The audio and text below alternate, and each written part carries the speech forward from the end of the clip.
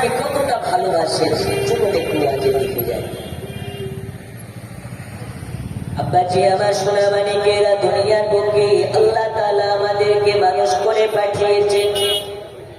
দুইটি হাত দিয়েছেন, দুইটি চক্ষু দিয়েছেন, মাথা দিয়েছেন, ব্রেন দিয়েছেন, স্মরণ শক্তি দিয়েছেন। এ বাবা সোনা বাণী, আল্লাহ তাআলা আমাদেরকে মানুষ করে দুনিয়াতে পাঠিয়েছেন। আল্লাহ তাআলা চাইলে আমাদেরকে মানুষ না করে জীব জানোয়ার করে পাঠাতে পারতেন, গাছপালা বানাতে পারতেন, নদ নালা বানাতে পারতেন, কিন্তু আল্লাহ তাআলা আমাদেরকে মানুষ করে পাঠালেন। কারণটা কি? কারণ আছে না নেই? আছে। বন্ধু আমার সোনা মানিকেরা, গভীর মনোযোগ দিন, ওয়াজের দিকে চলে যাই। রব্বে কারীম আমাদেরকে মানুষ করে পাঠিয়েছে। বন্ধু আমার সোনা মানিকেরা, ওগো আমার পর্দার আড়ালের মা খালাক, আপনারা গভীর মনোযোগ দিন। আল্লাহ তাআলা আমাদেরকে ইনসান করে পাঠালেন। কারণ কি? আল্লাহ তাআলা বলেন, হে দুনিয়াবাসী, আমি তোমাদেরকে মানুষ করে পাঠানোর কারণ একটা, আমি আল্লাহ আমার ইবাদত করার জন্য, আর আমার দয়াল নবী মুস্তাফাকে মহাব্বত করার জন্য। বন্ধু আমার সোনা মানিকেরা, দুইটা জিনিস খুবই জরুরি। একটা হলো ইবাদতে ইলাহি, আর একটা হলো মহাব্বতে মুহাম্মাদি। এই কয়টা? দুইটা। একটা হলো ইবাদতে ইলাহি, আর দ্বিতীয় নাম্বারটা হচ্ছে মহাব্বতে মুহাম্মাদি। আল্লাহ ইবাদত আর তার হাবিবের মহাব্বত, এই দুইটা খুব জরুরি। বন্ধুরে আমার সোনা বাণী, দয়াল রাব্বুল আলামিন বলে, দুনিয়ার বুকে আমি আল্লাহ তাআলা আমি তোমাদেরকে আমার ইবাদত করার জন্য পাঠিয়েছি। আচ্ছা বাবা, আমরা যদি বাপের কথা না শুনি, আল্লাহ আমাদেরকে বাপ যদি হুকুম করে, বাবা আজকে বাড়িতে থাকবো না, আজকে মাঠের খেতে দুইটা মনীষ লেগেছে, দুইটা গামলা লেগেছে, বাড়িতে তোর মা ভাত রান্না করে দেবে, রুটি তৈরি করে দেবে। এই ভাত আর রুটি আমাদের মাঠের জমিতে মনীষকে দিয়ে আসবে। বাপ বলে দমকল বাজার চলে গেছে। আপনি যদি বাপের কথা অমান্য করে ফ্রি ফায়ার খেলে দিনটাকে কাটিয়ে দেন, বাপ বাড়িতে এসে দেখবে মাঠে খাবার যায়নি, বাপ রাগান্বিত হবে কি হবে না? আজকের খাবার বন্ধ, কে খাবার দিবে না? কেন? কাজের না, এর খাবার বন্ধ। স্ত্রী ভয়ে খাবার দিতে ভয় পায়, বাপ আপনার খাবার বন্ধ করে দেয়। বন্ধুরে আমার সোনা বাণী, মা আপনাকে হুকুম করেছে, বাবা তাহির, আজকে আমি তোমাকে একটা কাজ দেব।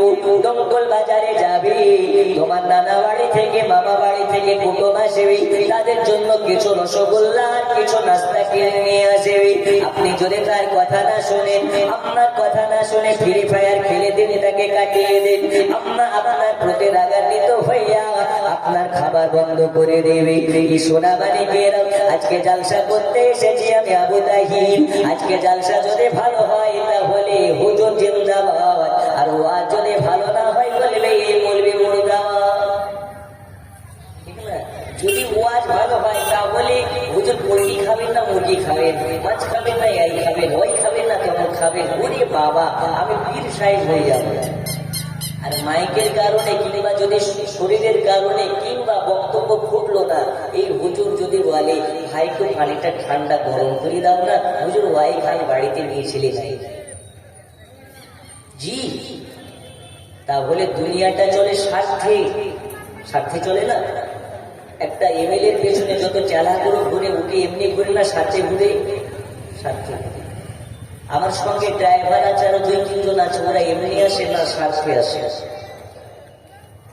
দুনিয়ায় মার কথা না শুনলে মার কাছে আপনি খারাপ হয়ে যাবে, বাবার কথা না শুনলে বাবার কাছে খারাপ হয়ে যাবেন।